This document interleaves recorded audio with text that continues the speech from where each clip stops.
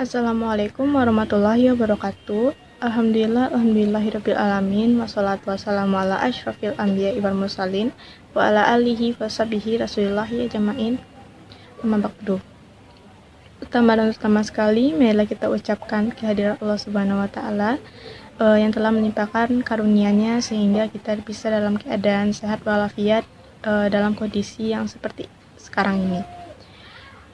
Dan tidak lupa pula kita hadiahkan kepada Nabi besar kita, yakni Nabi Muhammad SAW, dengan hantaran kata Allahumma sholli ala sayyidina Muhammad wa ala ali sayyidina Muhammad. Yang terhormat kepada Ibu dosen mata kuliah dasar ilmu pendidikan, yaitu Dr. Fetriani JMPD dan Ibu Rosmaria MPD. Selanjutnya, tidak usah berpanjang-panjang, maka kita lanjut saja kepada sesi selanjutnya, yaitu presentasi dari kelompok 2, yang mana ini mengenai hakikat ilmu pendidikan dari mata kuliah dasar ilmu pendidikan sesi 0072.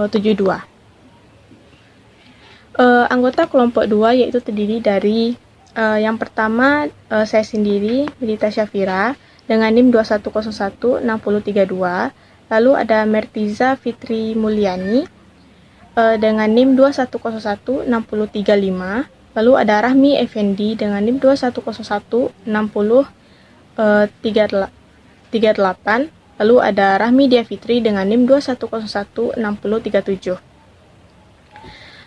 Yaitu selanjutnya presentasi dari kelompok 2 mengenai hakikat ilmu pendidikan, yang mana materi tersebut mencakup yang pertama, pengertian ilmu pendidikan menurut Al-Quran, lalu pengertian ilmu pendidikan menurut pakar, lalu hubungan ilmu pendidikan sebagai ilmu teoritis, empiris, praktis, serta normatif, lalu peranan serta kedudukan ilmu pendidikan dalam penyelenggara ilmu pendidikan.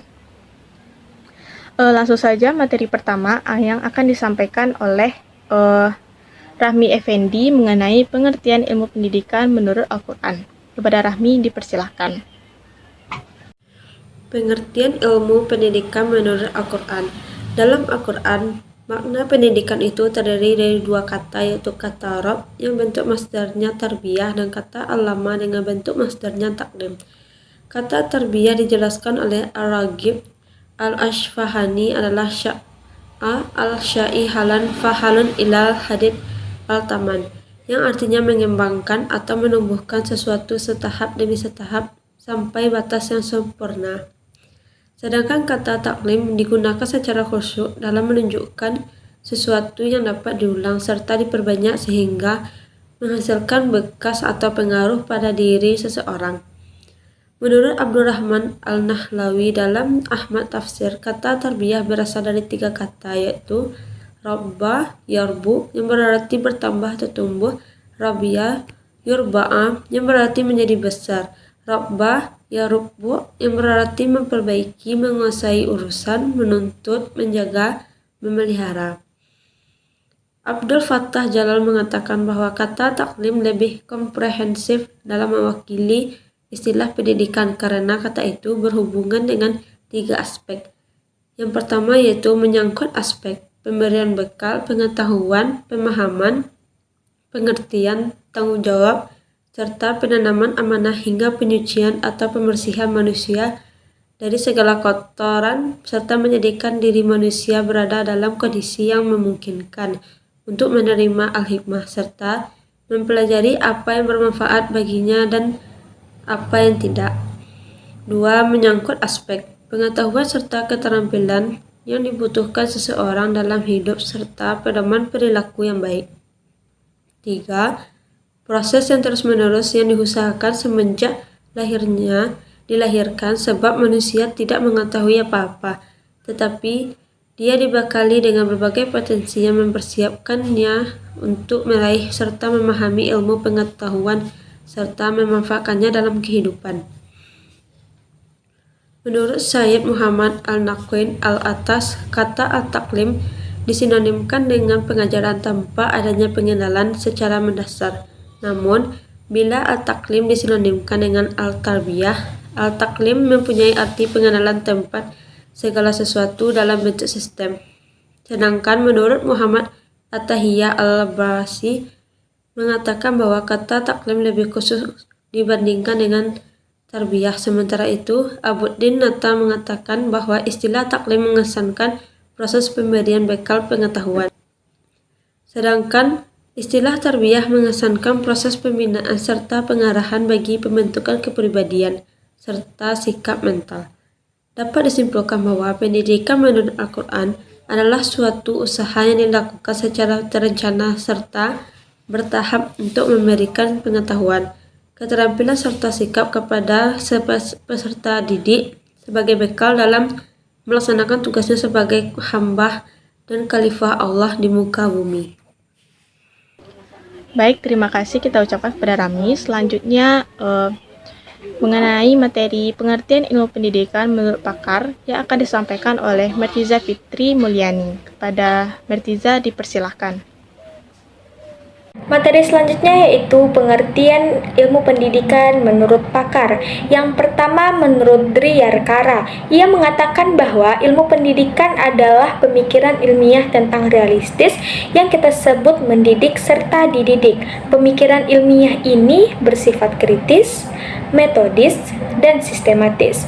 Yang kedua menurut J. Langeveld, ia mengartikan bahwa pendidikan adalah sebagai suatu ilmu yang bukan saja menelah objek ilmu pengetahuan untuk mengetahui keadaan objek itu, melainkan mempelajari bagaimana proses dan situasi pendidikan itu terus berlangsung. Yang ketiga, menurut Sutari Imam Barnadib, ia mendefinisikan bahwa ilmu pendidikan sebagai suatu ilmu yang mempelajari suasana dan proses-proses pendidikan.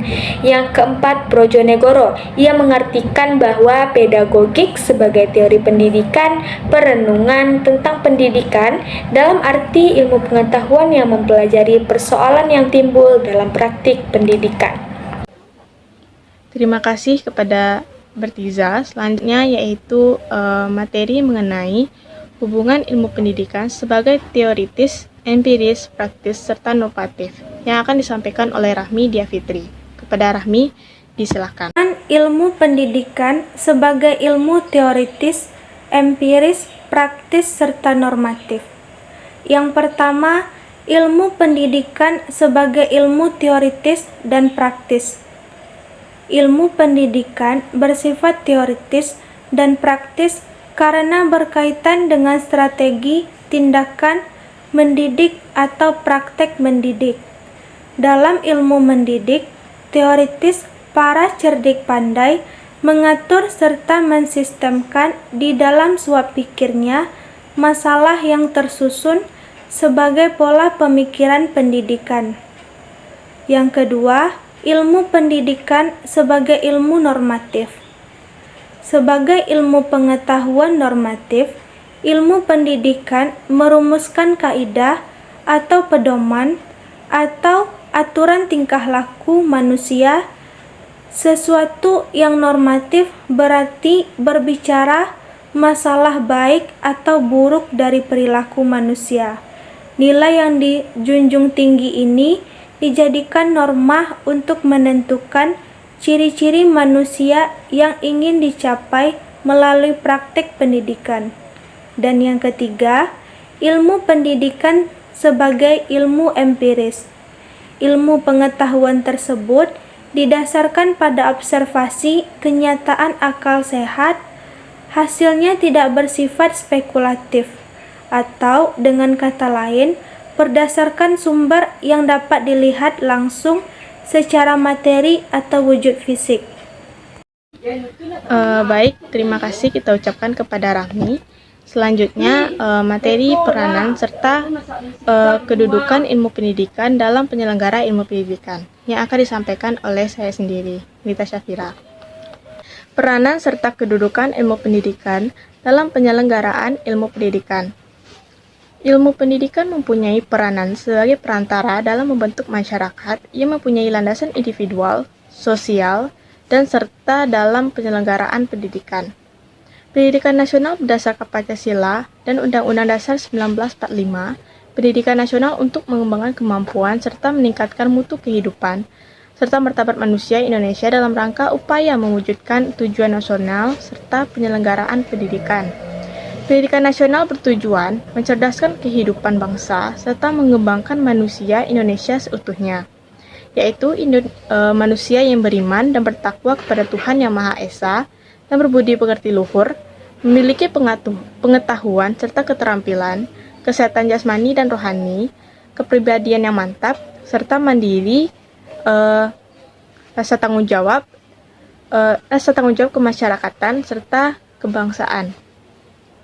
Pendidikan diselenggarakan secara demokratis serta berkeadilan dan tidak diskriminatif dengan menjunjung tinggi hak asasi manusia, nilai keagamaan, nilai kultural, serta kemajemukan bangsa.